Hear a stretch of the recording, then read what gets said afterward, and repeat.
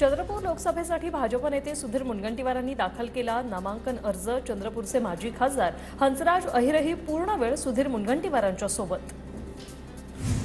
नागपुरात काँग्रेसकडून विकास ठाकरेंनी उमेदवारी अर्ज दाखल केला। विकास ठाकरेंनी अर्ज भरल्यानंतर शहरात शक्ती प्रदर्शन करण्यात आलं। काँग्रेस प्रदेशाध्यक्ष नाना पटोले, विरोधी पक्षनेते विजय वडेट्टीवार, काँग्रेस नेते सुनील केदार यांची उपस्थिती। रामटेक लोकसभा मतदारसंघात ठाकरे गट बंडखोरी करण्याच्या तयारीत। ठाकरे गटाचे विदर्भ संघटक सुरेश साखरे उद्या अपक्ष उमेदवारी अर्ज भरणार। महाविकास आघाडीत रामटेक काँग्रेसच्या वाट्याला गेल्याने ठाकरे गट नाराज।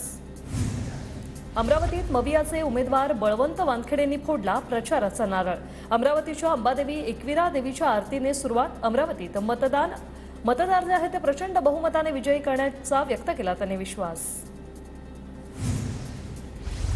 साताऱ्यात उदयनराजेंच्या स्वागत सोहळ्याचे पोस्टर व्हायरल। भाजपचे अधिकृत उमेदवार उदयनराजे भोसले असा पोस्टरवर उल्लेख। खासदार उदयनराजे भोसले यांच्या लोकसभा निवडणुकीची पोवई नाक्यावरील राजतांत्री येथे वॉर रूम उभारली। प्रत्यक्षात महायुतीचा अधिकृत उमेदवार ठरला नसताना निवडणुकीसाठी मात्र जोरदार तयारी सुरू। सातारा लोकसभा निवडणूक लढण्याची इच्छा 2019ला मला महायुतीकडून उमेदवारी मिळाली होती, नरेंद्र पाटील यांचं वक्तव्य। तर पाटील यांची भाजपकडे उमेदवारीसाठी मागणी। पुण्यात सुनेत्रा पवार यांची भोर तालुक्याचा त्यांनी दौरा सुरू केलेला आहे। लोकसभा प्रचारासाठी गावागावात नागरिकांच्या त्या भेटीगाठी घेत आहेत। माढाच्या उमेदवारीवरून भाजपात राजकारण तापलंय। रणजित निंबाळकरांनी देवेंद्र फडणवीसांची भेट घेतली। मोहिते पाटलांच्या विरोधी भूमिकेची फडणवीसांकडे तक्रार केल्याची माहिती। गडचिरोलीमध्ये काँग्रेसचे माजी आमदार नामदेवराव उसेंडींचा पक्षातून राजीनामा। लोकसभेची उमेदवारी मिळाली नसल्याने नामदेवराव उसेंडी नाराज। तर भाजप आमदार बंटी भांगडिया नामदेवराव उसेंडींच्या भेटीला।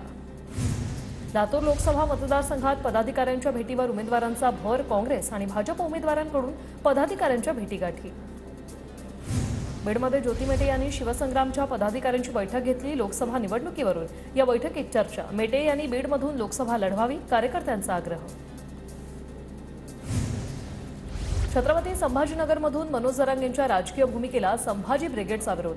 जरांगेंनी उमेदवार उभे केल्यास मवियाचं नुकसान आणि भाजपचा फायदा होणार। संभाजी ब्रिगेडचे प्रवक्ते शिवानंद भानुसे यांचा आरोप। धुळे लोकसभा मतदारसंघात काँग्रेसतर्फे अद्यापही उमेदवार घोषित नाही। धुळ्यात काँग्रेसला विजयाची प्रतीक्षा। सलग 3 पंचवार्षिक निवडणुकीपासून भाजपचा धुळे मतदारसंघावर कब्जा। सोलापुरातील बेरोजगार युवकांचं भाजप आणि काँग्रेसच्या लोकसभा उमेदवारांना पत्र। प्रणिती शिंदे आणि राम सातपुतेंच्या लेटर वॉर नंतर दोघांनाही सवाल। सोलापूर शहरातील विविध समस्या मांडत विचारला जाब। खासदार प्रताप पाटील चिखलीकर यांची मुस्लिम समाज बांधवांनी भेट घेतली। लोकसभा निवडणुकीत चिखलीकरांना दिला पाठिंबा। कोल्हापुरात शाहू महाराजांकडून प्रचाराला सुरुवात। शाहू महाराजांचा नागरिकांशी संवाद, भेटीगाठी, दौरा सुरू। काँग्रेसचे माजी आमदार बबनराव चौधरींनी घेतली प्रकाश आंबेडकरांची भेट। आंबेडकर भूमिका स्पष्ट करण्याआधी काँग्रेसचे पदाधिकारी आंबेडकरांच्या भेटीला। अहमदनगरमध्ये शरद पवार गट आणि भाजपमध्ये ट्विटर वॉर। साकळाईतील जलसिंचन योजनेच्या सर्वेक्षणावरून दोन्ही गटात जुंपली। पवार गटाच्या ट्विट नंतर भाजपचं प्रत्युत्तर। परभणीत लोकसभा निवडणुकीसाठी महायुतीकडून अद्यापही उमेदवार निश्चित नाही। मात्र खासदार संजय जाधवांकडून भेटीगाठी सुरू। उमेदवार कधी जाहीर होणार याकडे जिल्हावासियांचं लक्ष। बुलढाण्यातील जागा काँग्रेसलाच मिळावी यासाठी पदाधिकारी कार्यकर्त्यांचे राजीनामे। राजीनाम्यानंतर थेट नागपूर गाठत नाना पटोले यांच्याकडे मांडले गारहाण। जळगावच्या 40 गावात लोकसभा निवडणुकीसाठी प्रशासनाकडून तयारी सुरू। प्रांत अधिकारी प्रमोद हिले यांनी निवडणूक अधिकाऱ्यांकडून घेतला आढावा।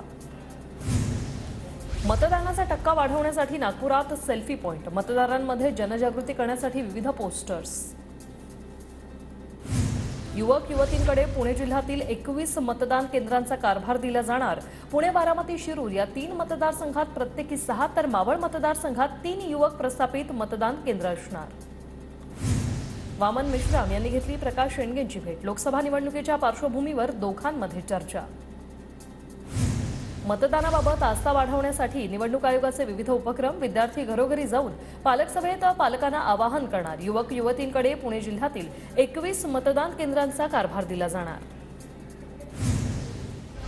बीडमध्ये ठिकठिकाणी चेकपोस्टवर वाहनांची कसून तपासणी, निवडणुकीच्या पार्श्वभूमीवर गैरप्रकाराला आळा घालण्यासाठी जिल्हा प्रशासनाची कारवाई। अहमदनगरच्या मढी गावातील विद्यार्थ्यांकडून मतदान जनजागृती। शिवतेज विद्यालयाचा उपक्रम रांगोळीच्या माध्यमातून नागरिकांना मतदान करण्याचं आवाहन। हिंगोलीच्या कळमनुरी तालुक्यातील महालिंगी गावामध्ये पिण्याच्या पाण्यासाठी नागरिकांची भटकंती।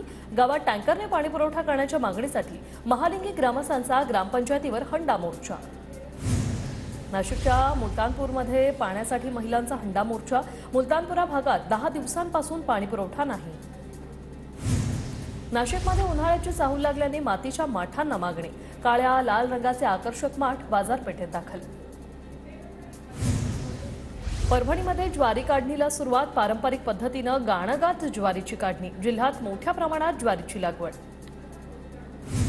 भंडारा जिल्ह्यातील पवनी परिसरात अवकाळी पावसाचा कहर। वादळी वाऱ्यासह आलेल्या पावसानं घरावरील पत्र्याचं नुकसान। नांदेडमध्ये वाढत्या उन्हामुळे काकडी पिकाच्या लागवडीकडे कल। काकडी पिकातून शेतकऱ्याला आर्थिक स्थैर्य। पाणी चोरी प्रदूषणाबाबत जलसंपदा विभागाची पुणे महापालिकेला नोटीस। कालव्यांमध्ये पंप, मोटर, पाईप टाकलेल्यांवर कारवाई करण्याची मागणी।